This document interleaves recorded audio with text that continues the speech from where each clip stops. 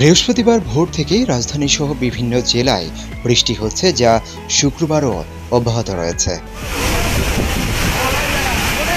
তবে আজ সারা দেশেই বৃষ্টি হতে পারে বলে জানিয়েছে আবহাওয়া অধিদপ্তর। এছাড়া দেশের কোথাও কোথাও ভারী বর্ষণের আশঙ্কা রয়েছে।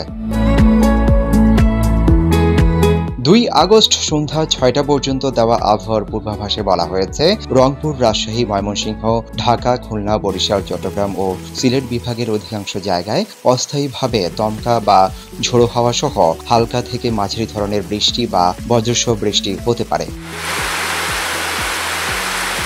এ কারণে সমুদ্র বন্দরগুলোকেও 3 নম্বর সতর্ক সংকেত দেখাতে বলা হয়েছে। উত্তর বঙ্গোপসাগরে অবস্থানরত মাছ ধরার নৌকা ও ট্রলারসমূহকে পরবর্তী নির্দেশ না দেওয়া পর্যন্ত উপকূলের কাছাকাছি থেকে সাবধানে চলাচল করতে বলা হয়েছে।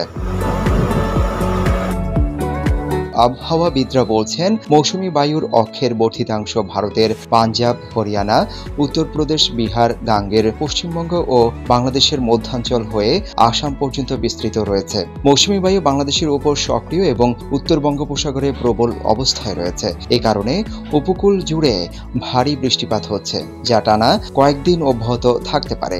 ভারী থেকে অতি ভারী বৃষ্টির আশঙ্কায় চট্টগ্রামে পাহাড় ধসের সতর্ক সংকেত দেখাতে বলা হয়েছে।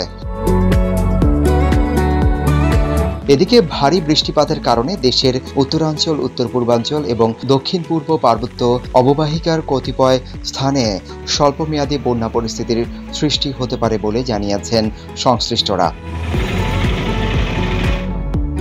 আগস্ট মাসেই বঙ্গোপসাগরে 1 থেকে 2টি বর্ষাকালীন লঘুচাপ সৃষ্টি হতে পারে, যার মধ্যে একটি মৌসুমী নিম্নচাপে পরিণত হতে পারে। দেশের উত্তর ও মধ্যাঞ্চলে 2 থেকে 3 দিন মাঝারি ধরনের বজ্রঝড় এবং সারা দেশে 3 থেকে 4 দিন হালকা বজ্রঝড় হতে পারে। এছাড়া দেশে বিচ্ছিন্নভাবে 1 থেকে 2টি মৃদু তাপপ্রবাহ বয়ে যেতে পারে। এ মাসে দিন ও রাতের তাপমাত্রা স্বাভাবিকের অপেক্ষায় সামান্য বেশি থাকতে পারে। চলতি বছরের জুন ও জুলাই মাসে মধ্যমেয়াদী বন্যায় অন্তত 12 লাখ মানুষ ক্ষতিগ্রস্ত হয়েছে।